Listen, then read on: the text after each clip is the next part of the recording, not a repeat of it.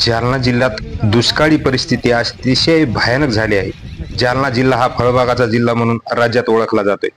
परंतु या फळबागांच्या जिल्ह्याला निसर्गाच्या अवकृपेमुळे घरघर लागली.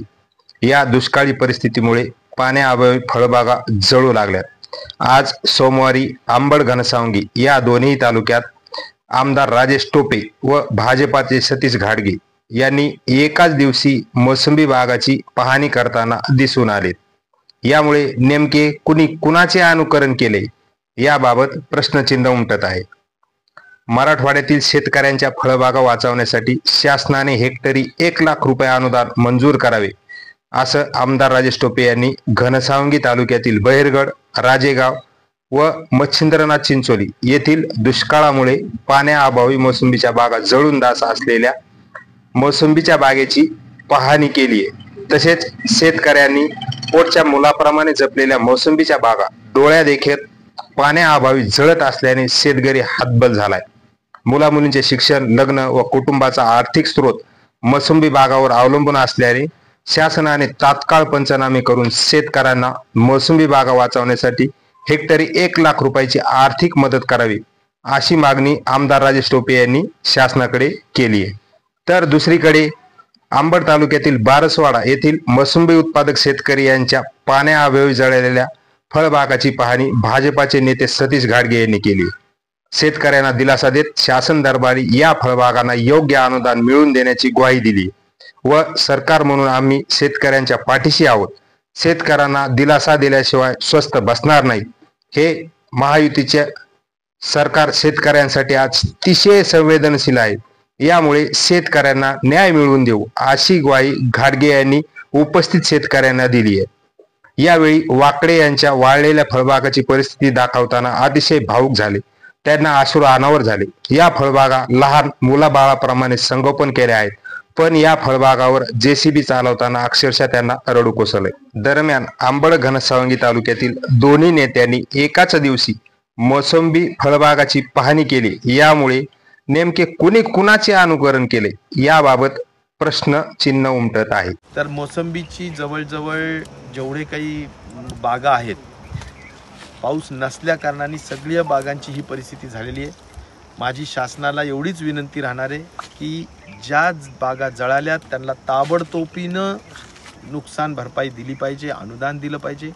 आणि दुसरं कुठल्याही परिस्थिती ज्या थोड्याफार बागा राहिल्या असतील, ज्यांच्याजवळ थोडंफार पाणी शेततळ्यामध्ये असेल, तर त्या लोकांना आपण त्या बागा जगवण्यासाठी जर बाहेरून पाणी आणून जरी जगवावं लागलं तरी त्याला टँकरनी पाणी आणण्यासाठीचे पैसे असतील किंवा त्याला मल्चिंग पेपर आणण्यासाठीचे पैसे असतील, त्यांना बाष्पीभवन होऊ नये यासाठी ज्या ज्या काही औषधांच्या फवारण्या करायच्या त्यासाठीच्या बाबी असतील, त्या सगळ्यांसाठी मला वाटतं निधी दिली पाहिजे. तशा पद्धतीची 2012ला माननीय कृषी मंत्री त्या काळाचे तत्कालीन आदरणीय शरद पवार साहेब यांनी 60,000 रुपये हेक्टरी मदत त्या काळात केली होती. आता मला वाटतं लाखभर रुपये हेक्टरला मदत सहज पद्धतीनं या सगळ्या दृष्टिकोनातून बागा जगवण्यासाठी केली पाहिजे आणि अनुदान ताबडतोबीनं दिलं पाहिजे. यासाठी पंचनामे सगळ्यात पहिल्यांदा सुरू करण्याची गरज आहे आणि म्हणून हे पंचनामे सुद्धा ताबडतोबीनं व्हावेत अशी अपेक्षा या निमित्ताने करेल. पिण्याचं पाणी नाही आहे, त्यामुळं पाण्याचे टँकर्सच मोठ्या पद्धतीनं सुरू झालेले आहेत. त्यामुळं पाणी प्यायला नसेल तर अशा पद्धतीनं बागा लोक सोडून देत आहेत आणि या बागांचं आयुष्य हे साधारण 25 वर्षाचं असतं आणि अक्षरशः पोटच्या मुलासारख्या या बागा जपलेल्या असतात. कारण यावरच लोकांचं लग्न कार्य, औषधोपचार, आजारपण ज्याला म्हणू आपण, किंवा शिक्षण असेल मुलांचं, सगळं यावर असतं आणि या सगळ्या गोष्टी आज स्वप्न आमच्या भंगलेले आहेत अशी परिस्थिती या ठिकाणी निर्माण झालेली आहे. त्यामुळे मायबाप सरकारने याला ताबडतोबीनं मदत व्हावी हीच अपेक्षा आमच्यासारख्या लोकप्रतिनिधींची निश्चित प्रकारे राहील आणि त्या पद्धतीचं ताबडतोबीचे पंचनामे सुरू व्हावेत अशी अपेक्षा करतो.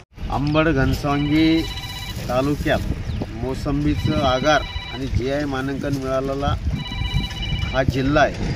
या जिल्ह्यातील आजची परिस्थिती बघितली तर अंबड घनसावंगी तालुक्यात या ठिकाणी 5,000 हेक्टरवर मोसंबीचे बगीचे जे शेतकऱ्यांनी लहान मुलांसारखे जपून, म्हणजे स्वतःच्या लेकरा बाळासारखे ते बगीचे जपले होते.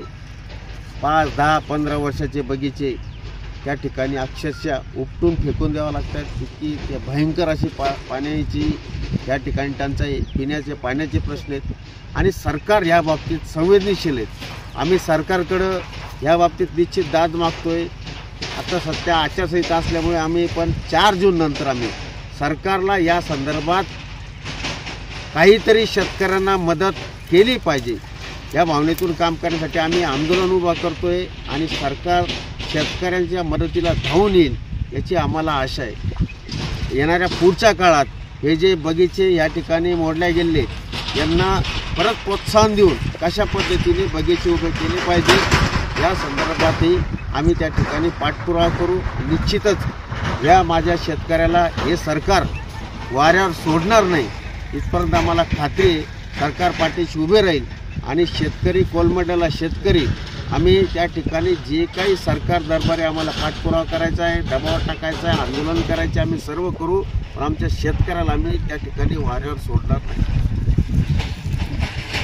म्हणजे खरोखर ती बोलता येत नाही, व्यक्त येत नाही तर 25 जीव लावायचा.